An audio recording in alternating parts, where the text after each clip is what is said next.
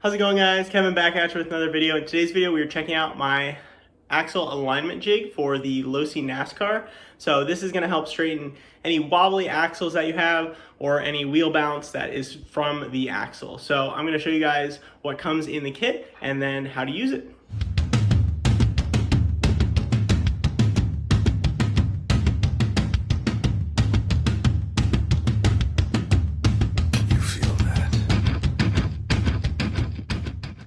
So this is everything that's going to come in the kit. You're going to get a full set from 1.5 to 2 to 2.5 to 3. You're going to receive the plastic alignment tool. You're going to receive 3 O-rings. We only need 2. One of them is a spare in case you break one. You'll receive 8 M3 by 8 bolts. So with that, let's get to assembling. All right, so first, super simple to pop these out just like so.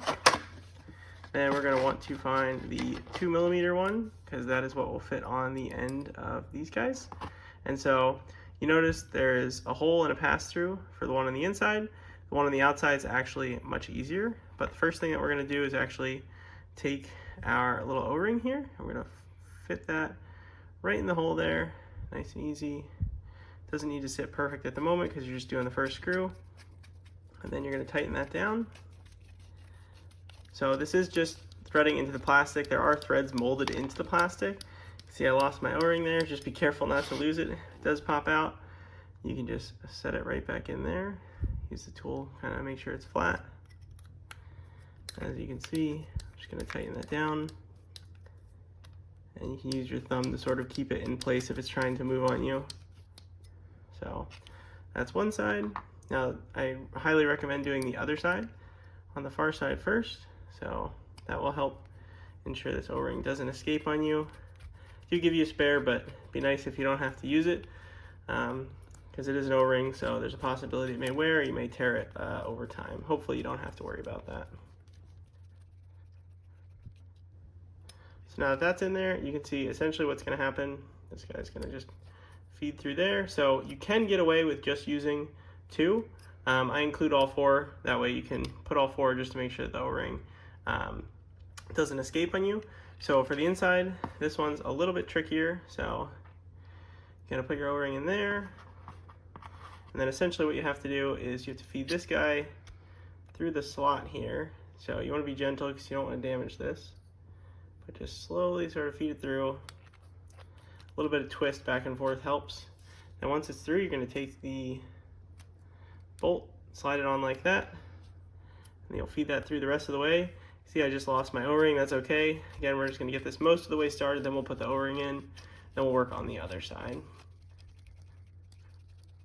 So that's most of the way in. I'm going to take that out, drop my O-ring in. Oops.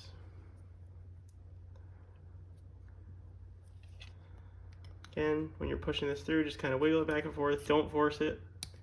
Once you get it through, you can tighten it the rest of the way.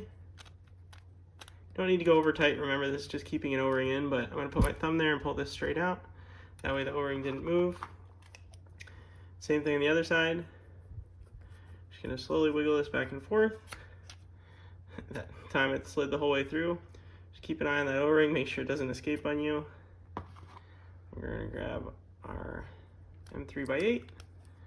Slide that down. And tighten that the rest of the way. Just make sure at this point, since you're putting 2 of them on opposite sides, that the O-ring doesn't escape. Alright, that one's nice and flush. I notice the other one is actually not yet flush, so I'm going to tighten that down. There we go. So now you can see our O-ring is in there with the 2 M3 by 8s. And so now when we slide this through, again, just kind of wiggle it slightly. Feel it go through the O-ring. There you go. Just try to make sure you're pushing it dead straight. Oh. Blew the O-ring out, so you can see there. Gotta pop that guy back in. We'll have to add the other 2. Make sure that it cannot escape. Alright, so you can see I have all 4 on the inside, all 4 on the outside. You can see the O-rings. It's a little hard to see, but they are in there. So the trick when you're inserting this is you want to make sure 1, it's in the middle, and then 2, just kind of give it a little bit of a twist. And then as you start to go through the rest of it, you want to go nice and slow. Once you hit this O-ring, you don't want to just kind of smash through it because that will likely break it. So again, same thing, just kind of give it a little bit of a twist, and then just it'll come through just like so. You can see that it's a little hard to see, but the O-ring is still in there. And then now that this is the whole way through, you can get ready to put your axle on and put this onto the Nascar. But the trick is to not provide any side angle. The O-rings are going to do all of the centering here. There's a tight shaft in the middle, but due to the tolerances on this and the 3D printing, the O-rings actually make sure that this stays nice and centered when you're going and tightening this down. And these do have a spinning nut on the backside, so it kind of makes it easy for you to just try to apply a nice gentle pressure as you're pushing this in and tightening the axle out. All right, so now I want to show you guys how to actually use this tool on your car. So I'm actually going to use this tool to remove the axle. You don't need to. You can grab this with a wrench or a pair of pliers, but using my tool works. So basically just going to line this up, push this down, and then as you can see, it's almost nearly flush there. It's going to get very close to flush, but it's actually going to bottom out on the plastic wheel nut there. And so, as I mentioned, you're going to twist this, basically slide this in, try to make sure you're doing it straight. Once you feel that resistance on the O-ring, you're going to keep twisting it, sort of push it forward until it goes through. Once it goes all the way through, you're going to see there, I just made contact with the axle. Now I can hold this and remove this. So if you fully remove this with my tool like this, you can actually just screw it right back in essentially, and it will straighten it out.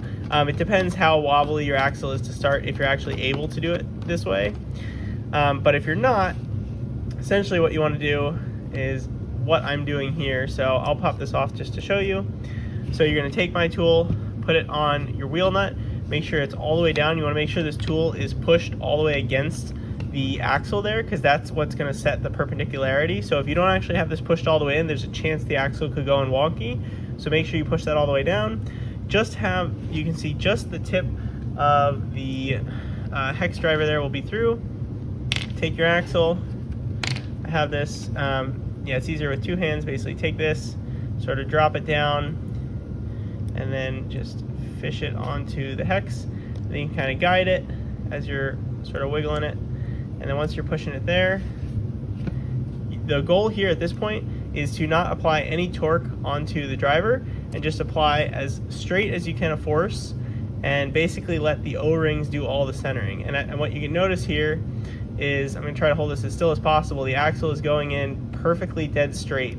Now even if I move the whole structure, it's going to move with that wheel nut, and so that's what's going to keep everything aligned here. So I'm just going to keep straight, keep tightening it, just applying a force nice and straight as I can.